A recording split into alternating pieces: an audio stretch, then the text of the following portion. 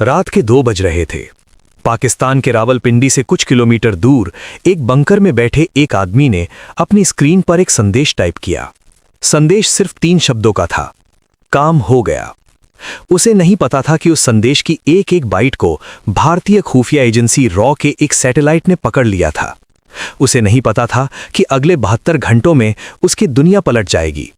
और उसे यह भी नहीं पता था कि भारत के प्रधानमंत्री कार्यालय में उसी रात एक बैठक शुरू हो चुकी थी, जहां एक नक्शे पर लाल घेरे बनाए जा रहे थे। उस नक्शे पर लिखा था ऑपरेशन सिंदूर। 22 अप्रैल 2025 दोपहर का वक्त था। पहलगाम की वादियां उस दिन भी उतनी ही खूबसूरत थीं जितनी हमेशा रहती हैं। चिनार के पेड़, बर्फ से ढकी चोटियां और बैसरन घाटी की हरी भरी घास पर बिखरी हुई हंसी। दिल्ली से आई एक नवविवाहित जोड़ी, गुजरात के एक परिवार के 4 सदस्य, महाराष्ट्र से आए टूरिस्ट, सब एक ही जगह एक ही पल में जिंदगी का जश्न मना रहे थे। और फिर गोलियां जलीं। आतंकियों ने पहले महिलाओं और पुरुषों को अलग किया, फिर उन्होंने उनका धर्म पूछा। जो हिंदू निकले उन्हें सामने खड़ा करके गोली मार दी। उनकी पत्नियां देखती रहीं, चीखती रहीं। 26 मासूम लोग उस घाटी में ढेर हो गए। उनकी मांगों का सिंदूर उसी दिन मिट गया। पूरा हिंदुस्तान जल उठा। लेकिन दिल्ली में साउथ ब्लॉक के बंद कमरों में सरकार के सबसे ताकतवर लोग बैठे थे। वहां कोई आंसू नहीं था, सिर्फ ठंडा लौह दृढ़ संकल्प। प्रधानमंत्री ने एक ही बात कही, इस बार जवाब मिलेगा, और ऐसा जवाब जो जिंदगी भर याद रहे। उन विधवाओं का सिंदूर का बदला, उन मांगों का हिसाब जो खून से भर दी गई थीं। रॉ के अधिकारी NSA अजीत डोभाल और उनकी टीम 24 घंटे काम कर रही थी। वो हर धागा खींच रहे थे। कौन थे वो आतंकवादी, कहां से आए, किस नेटवर्क ने उन्हें भेजा, कहां हुई उनकी ट्रेनिंग, और सबसे जरूरी उनके बड़े आका कहां बैठे हैं। जवाब कोई नया नहीं था, पर इस बार सबूत ऐसे थे कि उन्हें नकारने की कोई गुंजाइश नहीं थी। सैटेलाइट इमेजरी थी, सिग्नल इंटेलिजेंस था, ह्यूमन इंटेलिजेंस था। लश्कर ए तैयबा और जैश ए मोहम्मद के ट्रेनिंग कैंपों की सटीक लोकेशन मिल चुकी थी। कुछ POK में, कुछ पंजाब प्रांत में, एक बहावल नगर के पास, एक मुजफ्फराबाद की घाटियों में। इन सबूतों की एक एक परत को कंफर्म करने में 3 हफ्ते लगे, और उन 3 हफ्तों में एक नाम बार बार आया, एजेंट जफर। एजेंट जफर कोई फिल्मी किरदार नहीं था, वो एक असली इंसान था। भारतीय खुफिया विभाग का एक अधिकारी जो पिछले 3 सालों से पाकिस्तान की धरती पर एक व्यापारी की पहचान में रह रहा था। उसका कोई असली नाम सार्वजनिक नहीं था। उसके परिवार को भी नहीं पता था वो असल में क्या काम करता है। उसी ने वो तस्वीरें भेजी थीं। उसी ने बताया था कि बहावल नगर में जैश का कमांड सेंटर किस बिल्डिंग की 3री मंजिल पर है। उसी ने सैटेलाइट के कोऑर्डिनेट्स कंफर्म किए थे। उसी ने रात के अंधेरे में इनक्रिप्टेड संदेशों के जरिए वो जानकारी दिल्ली तक पहुंचाई थी जो ऑपरेशन सिंदूर की बुनियाद बनी।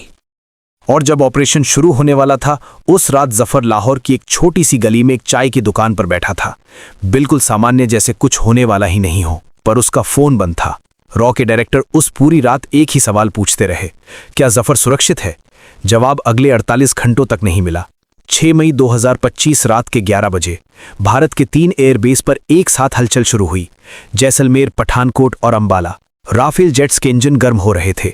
पायलट अपने मिशन ब्रीफिंग से निकलकर अपने विमानों की तरफ बढ़ रहे थे। तकनीशियन आखिरी बार हथियार प्रणालियों की जांच कर रहे थे। हर विमान पर स्कैल्प क्रूज मिसाइलें और ब्रह्मोस सुपरसोनिक मिसाइलें लदी हुई थीं। वो हथियार जो सैकड़ों किलोमीटर दूर से भी एक खिड़की के बराबर जगह पर सटीक निशाना लगा सकते हैं, बिना किसी राडार की पकड़ में आए। उस रात किसी को आधिकारिक तौर पर कुछ नहीं बताया गया था, ना मीडिया को, ना संसद को, ना आम जनता को। सिर्फ 5 लोग जानते थे। दिल्ली के साउथ ब्लॉक में कैबिनेट कमेटी ऑन सिक्योरिटी की बैठक चल रही थी। प्रधानमंत्री, रक्षा मंत्री, गृह मंत्री, विदेश मंत्री और राष्ट्रीय सुरक्षा सलाहकार। नक्शे मेज पर बिछे थे। 9 लाल घेरे थे नक्शे पर। हर घेरे के अंदर एक नाम था। प्रधानमंत्री ने एक एक घेरे को देखा, फिर रक्षा मंत्री की तरफ देखा। कितना समय लगेगा? 25 मिनट। एक पल की खामोशी, फिर 2 शब्द, गो अहेड। रात के 1:44 पहला राफेल उड़ा। वो आवाज जो रनवे से उठी, वो सिर्फ एक इंजन की आवाज नहीं थी। उसमें पहलगाम की उन चीखों की गूंज थी। उसमें उस मां का दर्द था जिसने अपना बेटा खोया था। उसमें उस बच्चे की आवाज थी जो उस दिन अपने पिता का हाथ थामे आया था और अकेला लौटा था। एक एक करके अलग अलग दिशाओं से भारतीय लड़ाकू विमान आगे बढ़े, पर उन्होंने पाकिस्तान की हवाई सीमा पार नहीं की। यही इस ऑपरेशन की सबसे चतुर बात थी। स्कैल्प और ब्रह्मोस मिसाइलें भारतीय क्षेत्र से ही दागी गईं, लेकिन उनका निशाना सैकड़ों किलोमीटर दूर था। पहली मिसाइल गई मुजफ्फराबाद की तरफ, जहां पहाड़ियों की ओट में लश्कर का एक बड़ा ट्रेनिंग कैंप छिपा हुआ था। दूसरी गई बहावल नगर की तरफ, जैश का वो कमांड सेंटर जहां से भारत के खिलाफ ऑपरेशन की योजनाएं बनती थीं। फिर तीसरी, चौथी, पांचवी, एक के बाद एक। पाकिस्तान के एयर डिफेंस रूम में उस रात ड्यूटी पर तैनात अफसर को पहले कुछ समझ ही नहीं आया। राडार पर कुछ चमकीली रेखाएं दिखीं और फिर अचानक गायब हो गईं। इससे पहले कि वो अपने वरिष्ठ अधिकारी को जगाता, पहला धमाका हुआ, फिर दूसरा, फिर तीसरा। अगले 12 मिनट में 9 अलग अलग जगहों पर विस्फोट हुए। मुजफ्फराबाद, बहावल नगर, चकोठी, रावलकोट, कोटली, एक एक ठिकाना ध्वस्त होता गया। वो ट्रेनिंग कैंप जहां सैकड़ों आतंकवादी थे, मिट्टी में मिल गए। वो इमारतें जहां से हत्या की योजनाएं बनती थीं, खंडहर बन गई। 9 टारगेट, सभी 9 हिट, 0 एरर। ऑपरेशन की शुरुआत से लेकर आखिरी मिसाइल के गिरने तक कुल 25 मिनट, और फिर भारतीय विमान वापस आ गए। सुबह होते होते दुनिया जाग चुकी थी। पाकिस्तान का प्रधानमंत्री कार्यालय बयान पर बयान जारी कर रहा था। पहले इनकार किया, बोला कुछ नहीं हुआ, फिर गुस्सा, ये युद्ध की घोषणा है, फिर अंतर्राष्ट्रीय मंचों पर गुहार, संयुक्त राष्ट्र में आपातकालीन बैठक की मांग। पाकिस्तानी फौज हाई अलर्ट पर आ गई। कुछ लड़ाकू विमान उड़े, पर वो दिग्भ्रमित थे। जब हमला भारतीय सीमा के भीतर से हुआ हो तो जवाब कैसे दें, कहां दें? वॉशिंगटन में फोन घनघनाए, बीजिंग में हलचल मची, लंदन, पेरिस और टोक्यो ने बयान मांगे। और नई दिल्ली में भारत के विदेश मंत्री ने एक प्रेस कॉन्फ्रेंस की। उनकी आवाज में कोई उत्तेजना नहीं थी, कोई जोश नहीं था, बस एक गहरी, ठहरी हुई दृढ़ता थी। उन्होंने कहा, भारत ने सिर्फ आतंकवादी इंफ्रास्ट्रक्चर को निशाना बनाया है। किसी भी पाकिस्तानी सैन्य ठिकाने को नहीं छुआ गया, किसी भी नागरिक क्षेत्र को निशाना नहीं बनाया गया। यह ऑपरेशन आतंकवाद के खिलाफ था, और सिर्फ आतंकवाद के खिलाफ। पूरी दुनिया ने सुना, पर असली परीक्षा 7 मई को आई। पाकिस्तान ने जवाब देने की कोशिश की। उसके JF-17 लड़ाकू विमान भारतीय हवाई सीमा की तरफ बढ़े, साथ में ड्रोन की एक लहर और बैलिस्टिक मिसाइलें। निशाने पर थे जम्मू, अमृतसर, पठानकोट और राजस्थान के कुछ सीमावर्ती इलाके। लेकिन भारतीय वायुसेना उसके लिए पहले से तैयार थी। S-400 एयर डिफेंस सिस्टम, जिसे लेकर कभी इतनी राजनीति हुई थी, उस रात अपनी असली ताकत दिखाने के लिए तैयार खड़ा था। पाकिस्तानी मिसाइलों की पहली लहर को S-400 ने बीच हवा में ही ध्वस्त कर दिया, जैसे कोई मक्खी को हाथ से उड़ा रहा हो। JF-17 विमान जैसे ही भारतीय एयर स्पेस के करीब आए, राफेल और सुखोई उनके सामने थे। एक के बाद एक पाकिस्तानी विमान गिरे। एक भारतीय पायलट को इजेक्ट करना पड़ा, पर वो सुरक्षित था। जमीन पर उतरते ही उसे अपनों ने थाम लिया। जमीन पर भी पाकिस्तान ने तोपखाने दागे, लोंगेवाला, पुंछ और राजस्थान की सीमा पर। भारतीय सेना ने जवाब दिया, और सिर्फ जवाब नहीं, कई गुना ज्यादा जवाब दिया। वो 48 घंटे इतिहास के सबसे तनावपूर्ण घंटों में से थे। 9 मई को उन 9 जगहों की तस्वीरें जो ऑपरेशन सिंदूर में तबाह हुई थीं, पाकिस्तान के सोशल मीडिया पर लीक होने लगी। सरकार उन्हें दबाने की कोशिश करती, पर तकनीक के इस युग में सच को रोकना आसान नहीं। पाकिस्तानी नागरिकों ने जब वो तस्वीरें देखीं तो सवाल उठने लगे, ये ट्रेनिंग कैंप हमारे देश में कहाँ थे, हमें क्यों नहीं बताया गया? पाकिस्तानी सेना के कुछ रिटायर्ड जनरलों ने धीमी आवाज में माना कि जो हुआ उसकी बड़ी वजह उनकी अपनी नीतियां थीं। ये एक ऐसा पल था जो किसी ने सोचा नहीं था। भारत ने जमीन पर नहीं, दिलों और दिमागों में भी एक लड़ाई जीत ली थी। 10 मई दोपहर रॉ के दिल्ली दफ्तर में एक एन्क्रिप्टेड संदेश आया। 3 शब्द थे, सुरक्षित हूं, काम पूरा। एजेंट जफर जिंदा था। कमरे में मौजूद हर शख्स ने राहत की सांस ली। किसी ने कुछ नहीं कहा, पर उस खामोशी में इतनी गहराई थी कि शब्दों की जरूरत नहीं थी।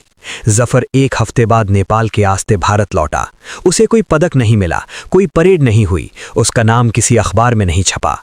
बस एक हाथ मिलाई हुई और एक चुप्पी जिसमें सब कुछ था।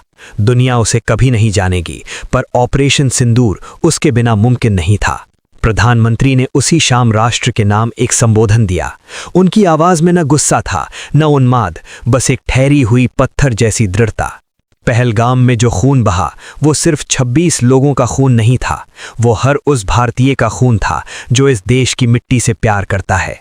हमने जो किया वो प्रतिशोध नहीं था, वो एक संदेश था कि आतंकवाद को पनाह देने की अब कीमत चुकानी होगी, और वो कीमत हमने वसूल की है। पूरे देश में खामोशी थी, फिर तालियां उठी, कहीं घर में अकेले बैठे एक बुजुर्ग की, कहीं कॉलेज के हॉस्टल में जुटे छात्रों की, कहीं फौजी छावनी में जवानों की। ऑपरेशन सिंदूर खत्म हो गया था, पर उसकी गूंज बहुत दूर तक गई। दुनिया ने देखा कि भारत बदल गया है। वो भारत जो पहले सहता था, वो अब जवाब देता है, और जवाब देता है तो सोच समझकर, सटीकता से, बिना नागरिक नुकसान के। 3 हफ्ते बाद पहलगाम, बैसरन घाटी। वो जगह जहां खून बहा था, वहां अब फूल थे। एक महिला आई थी, अकेली। उसने अपना बेटा खोया था उस दिन। वो कुछ बोल नहीं रही थी, बस उस हरी घास पर बैठी रही जहां 1 महीने पहले उसका बेटा खड़ा था। उसकी आंखें बंद थीं। शायद वो उसे याद कर रही थी, शायद वो उससे बात कर रही थी, उस तरीके से जिसमें कोई आवाज नहीं होती। काफी देर बाद वो उठी।